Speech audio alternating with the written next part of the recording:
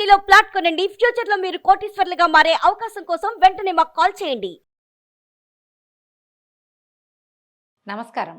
కార్తీక పురాణం 19వ రోజు పారాయణలోకి వచ్చాం.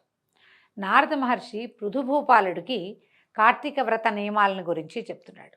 అయితే పురాణంలో ఎన్నో రకాల నియమాలు చెప్తారండి.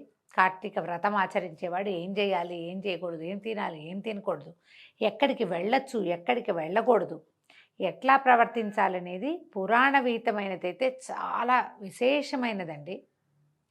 జన్మానికో శివరాత్రిలాగా మన జీవితానికి ఒక్క సంవత్సరం చేయగలిగితే చాలా ఎక్కువ.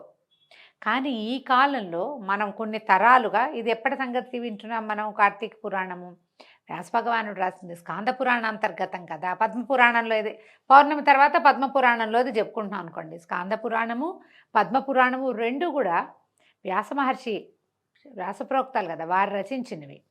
అయితే ఈ కాలంలో కలియుగంలో మనం వచ్చిన చివరి అధ్యాయం అంటే కలియుగపు చివరి భాగంలోకి వచ్చేసాం కదా. ఇప్పుడు వ్రతం అంటే కార్తీక వ్రతం అంటే వీలైతే నెలంతా పగలు ఉపవాసం ఉండి రాత్రి భోజనం చేయగలగటం. ఈ సందట్లో మనం చెప్పులు వేసుకోకూడదు అంటే కుదరదు, చెప్పులు వేసుకోవాల్సిందే. ప్రతిరోజు మనం నదీ స్నానం చేయాలంటే సాగకపోవచ్చు మనకి. తర్వాత ఇంకా ప్రయాణాలు చేయకూడదు, కుదరకపోవచ్చు. ఆఫీసు ఉద్యోగాలు ఉన్నవాళ్ళు కార్తీక వ్రతం ఉన్నప్పటికీ, కార్తీక మాసంలోనే ఉన్నప్పటికీ ఏ మీటింగులకో ఎక్కడికో క్యాంపుకో దేనికో వెళ్ళవలసే వస్తుంది ఎంతో కొంత. మన జీవన గమనానికి పూర్తిగా యాప్ట్గా కరెక్ట్గా సరిపోయేదైతే ఇది కాదు.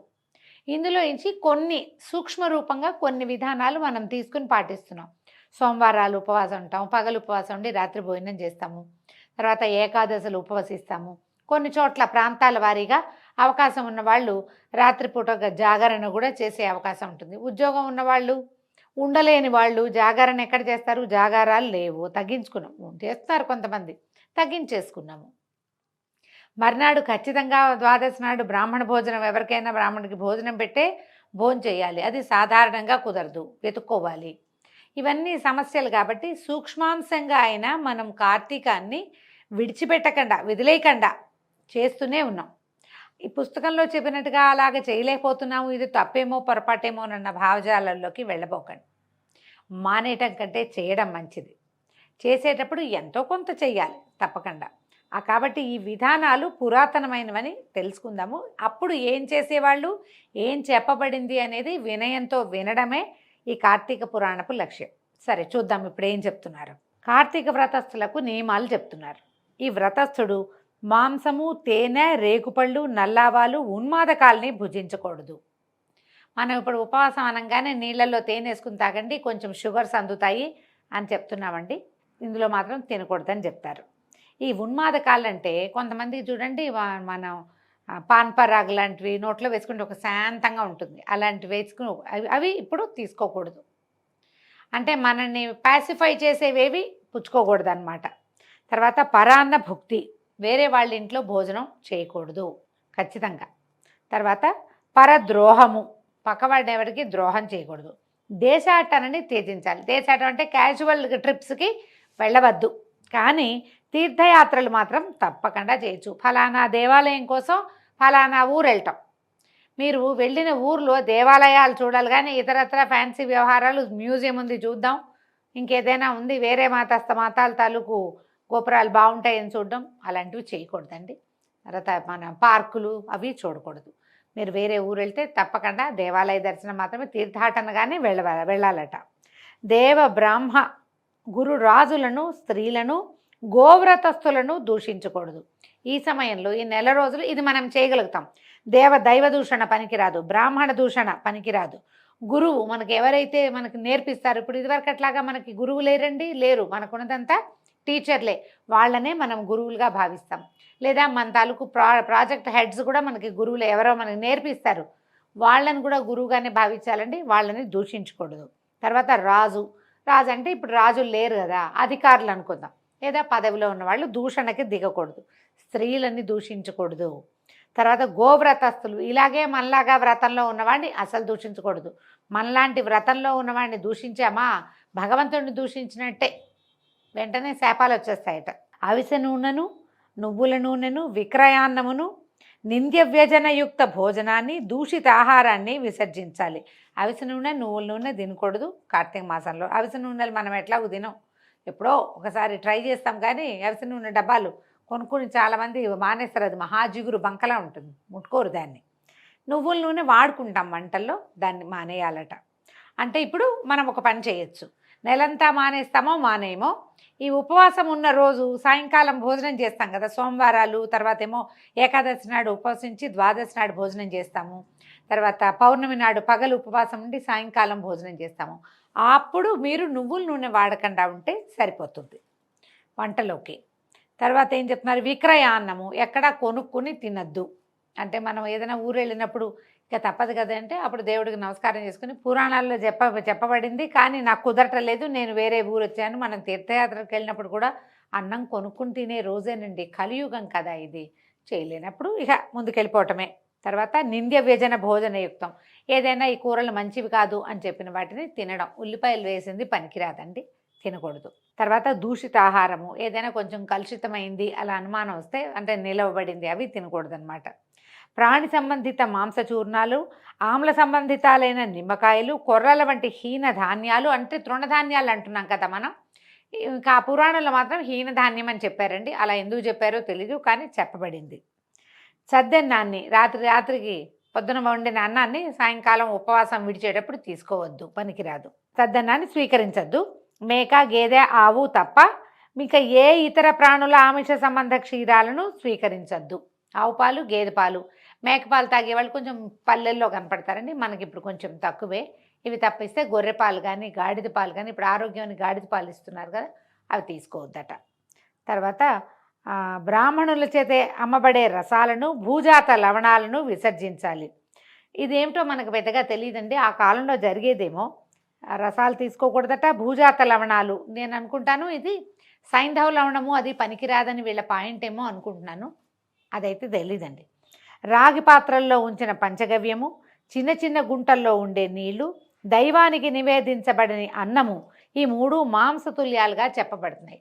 మనం మొట్టమొదట కార్తీక పురాణం గురించి, కార్తీక మాసం గురించి చెప్పుకునేటప్పుడు కొన్ని వాక్యాలు చెప్పుకున్నామండి. ఇప్పుడు మళ్ళీ వాటిని చెప్దాం. కార్తీక మాసంలో ఉపవాసం అంటే సాధారణంగా ఆహార స్వీకారం చేయకుండా ఉండడమే ఉపవాసం అని మన లోక సహజంగా చెప్పుకునేది. భగవంతుని సన్నిధిలో ఉండటం, గోవిందనామాలు, విష్ణునామాలు, శివనామాలు, నామ సంకీర్తన చేసుకుంటూ ఉండటం, సాధ్యమైనంత నిశ్శబ్దంగా ఉండటం, బ్రహ్మచర్యము, ఏకభుక్తము, భూశయనము పాటించటము, ఇవి మనకి సాధారణంగా ఉపవాస నియమాలు.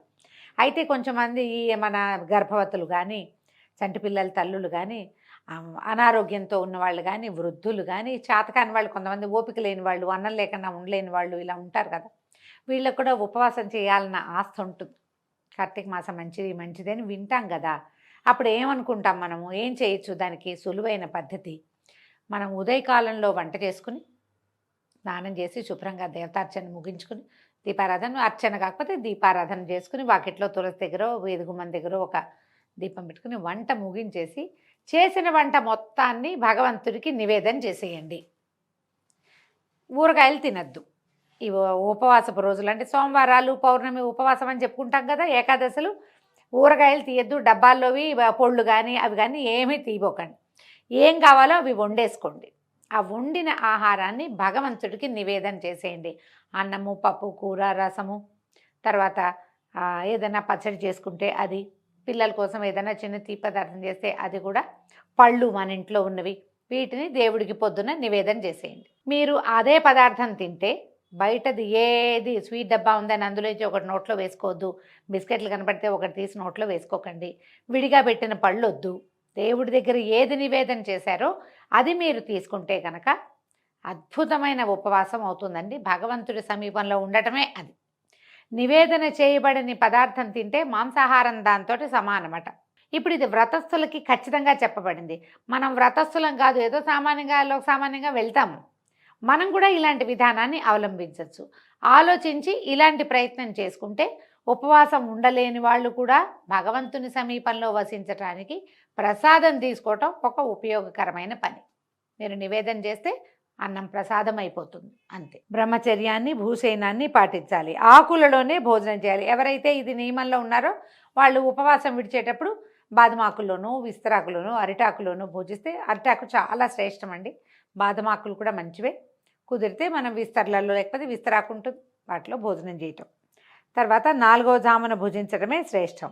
ఈ కార్తీక వ్రతస్థుడు ఒక్క నరక చతుర్దశి నాడు తప్ప తక్కిన దీక్షా దినాల్లో తైలాభ్యంగనం చేయకూడదు. అంటే ఇప్పుడు చూడండి, ఈ చతుర్దశి ఎందుకు వస్తుంది, నరక చతుర్దశి కార్తీక మాసంలో అని ప్రశ్న వస్తుంది. పురాణం ప్రకారము సూర్యుడు తులా సంక్రమణం చెందిన దగ్గర నుంచి ఈ కార్తీక వ్రతం పెట్టుకుంటారు. అది ఎప్పుడు జరిగింది, కిందటి నెలే జరిగిపోయింది.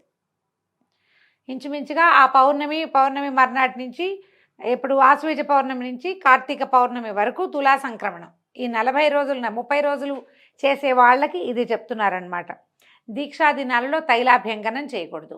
మనం ఎట్లా అప్లై చేసుకోవాలంటే, ఉపవాసం ఉన్న రోజున నెత్తికి నూనె పెట్టుకుని స్నానం చేయకూడదు. ఒట్టి నీళ్లు పోసుకోవచ్చు. నదిలోనో చెరువులోనో, బావి దగ్గర అయితే నదిలో చెరువులో అయితే మునగడం, 3 మునకలు వేయటం.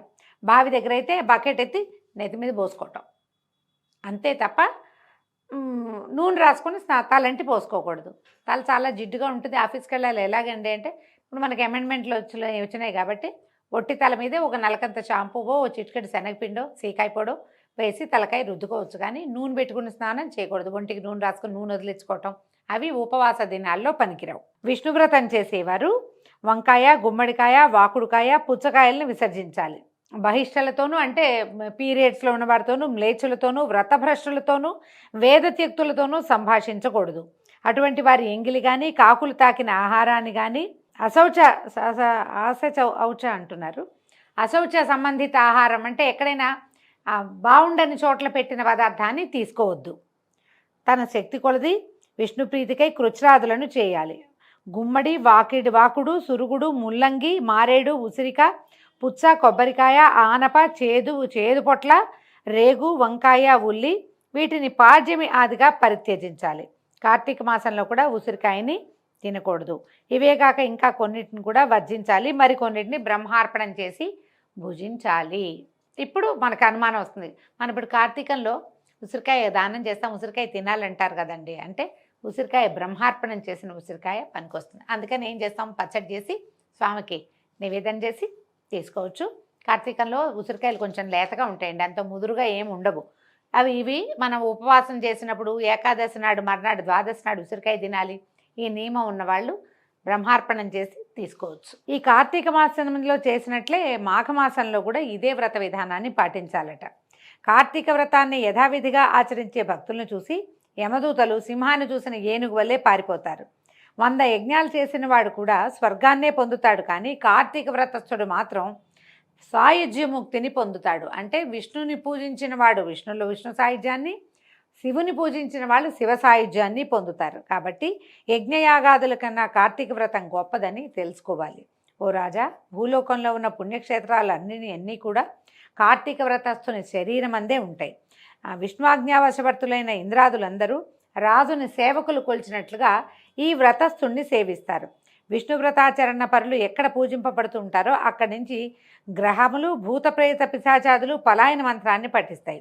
యథావిధిగా కార్తీక వ్రతం చేసే వారి పుణ్యాన్ని చెప్పటం చతుర్ముఖుడైన బ్రహ్మ కూడా సాధ్యం కాదు. ఈ కార్తీక వ్రతాన్ని విడవకుండా ఆచరించేవాడు తీర్థయాత్రలు చేయవలసిన అవసరమే లేదు. ఎందుకంటే వీడు తీర్థయాత్ర చేసినట్లే అవుతుందట. అయితే ఇంకా చెప్తున్నాడు, ప్రజారంజన శీల పృథునుపాల. ఇంకా ఈ కార్తీక వ్రత ఉద్యాపన విధిని సంగ్రహంగా చెప్తున్నాను విను. మనం ఇప్పుడు వ్రతము ఉద్యాపన 2 చేయమండి, కార్తీక మాసాన్ని పాటించుకుంటూ వెళ్తాం అంతే.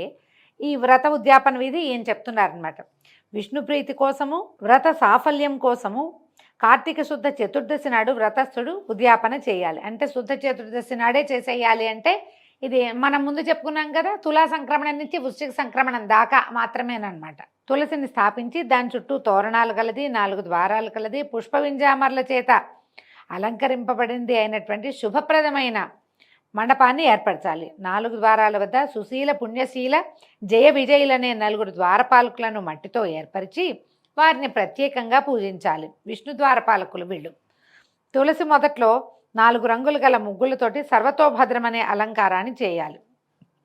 దానిపై పంచరత్న సమన్వితము, నారికేళ్ల సంయుక్తము అయినటువంటి కలశాన్ని స్థాపించి శంఖచక్ర గదా పద్మధారి పీతాంబరుడు లక్ష్మీ సమేతుడు అయిన నారాయణుణ్ణి పూజించాలి.